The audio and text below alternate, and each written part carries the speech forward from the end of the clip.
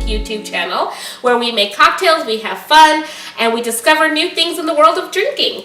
And today I'm continuing my journey on the Pin It or Forget It series. So if you're new to the channel, I have been doing Pinterest worthy cocktails. You know, the pretty cocktails you see that fill up your feed, or at least fill up mine, because that's what I'm researching.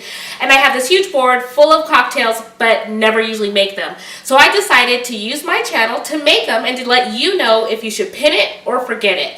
So today I was super excited when I came across this cocktail because it's the basis of one of my favorite summertime drinks, well, anytime drinks, but especially in the summer, it's a gin and tonic. But the twist is it's a frozen gin and tonic.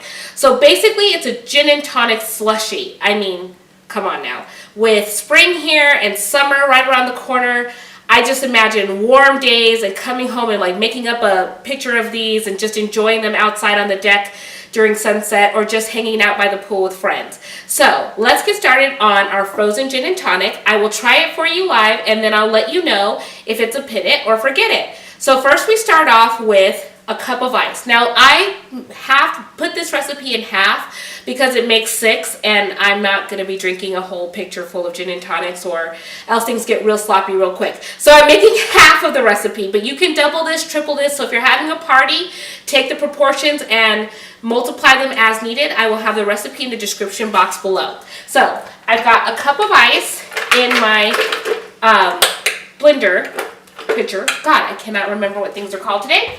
So we're going to put that in. Next, we're going to do a half cup of gin. Now remember, this makes more than one cocktail. So, and it even makes more if you put a full cup. So I'm going to do a half cup of gin.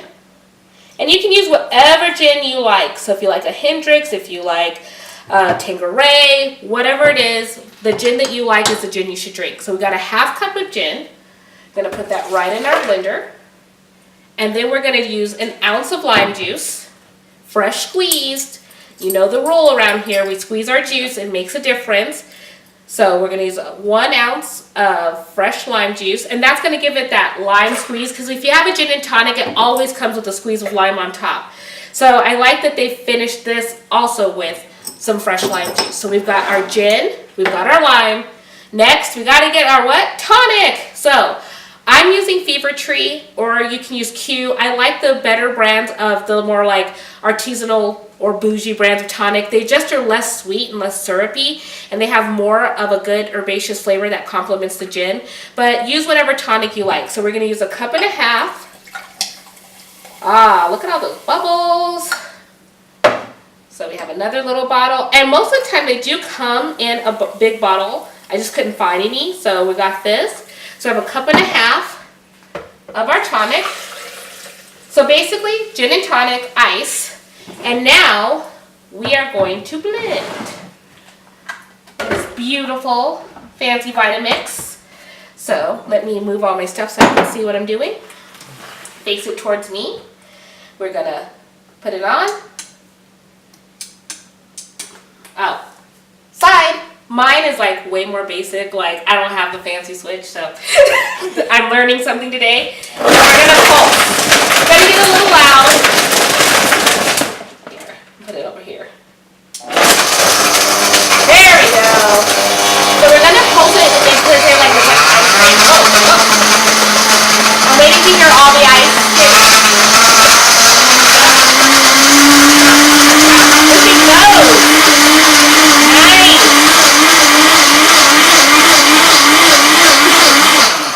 Okay, so like the recipe says that you can use an ice cream maker, which I thought was kind of a fun idea because you can scoop it and it'll churn it and make it like more slushy, or you can use a blender. So I have, as you can see, used the blender. If you have a high-powered blender, this is very fast, very easy. And it did suggest I use an ice cream scoop because I want you to do it to the consistency of a milkshake, but since this is so badass, I can just pour it. So now we're going to pour this into a rocks glass like you would a normal gin and tonic. You got the slush, it's nice and cold. Put that right here. And what I think I will do next time is add more ice because that'll be more slushy. But if you want like more booze, less ice, it's up to you. But you can see it's a really good slush factor, so you're not missing out on that cold, you know, icy flavor. And I'm just going to garnish with a lime because What's a gin and tonic without a lime? And there we have it, a frozen G&T. Now, I've got an idea that this is going to be awesome, but I'll taste it for you and let you know if it's a pin it or forget it. So here we go. Very nice.